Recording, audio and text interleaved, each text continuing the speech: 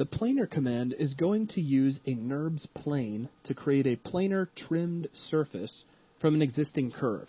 Now, it's a very, very simple command. It has a couple of rules you have to keep in mind, but as an example, I could create a NURBS circle. Let's kind of move this up into the air. Simply come under Surfaces and choose Planar, and there we go. We get a planar trimmed surface.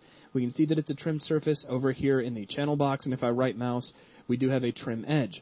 As a matter of fact, I could select the surface, go under Edit NURBS, and untrim the surface, and we can see the NURBS plane that actually created it.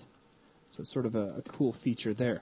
Now, as far as rules are concerned, if I were to come in here and just make a planar, if I were to grab my original curve, as soon as I make this not planar, you'll notice we get an error message that says, failed to compute the result. Your curves must be planar in order for this to work. And that kind of goes without saying based on the nature of the tool. Now, I can create this out of multiple curves. If you didn't know, of course, a NURBS square is 4 separate curves. So I could grab all of these together and go to Surfaces and choose Planar, and I do get a planar surface. Real quickly, let me open up the options. Really, the only options you have in here are for either linear or cubic surface when you're finished. In a lot of cases, you could probably get away with a linear surface because it is, planar, unless you're planning on having those nice round edges. Here, I could definitely get away with linear. You can control what part of the curve range you'd like to use, whether it's complete or partial. And if you use this, you do get sub-curve nodes that you can use. So I can grab this and hit the T key for Show Manipulator. And you have to be really careful because as soon as you break that planarity, then you lose this. I'll show you an example where you can use this here in just a second.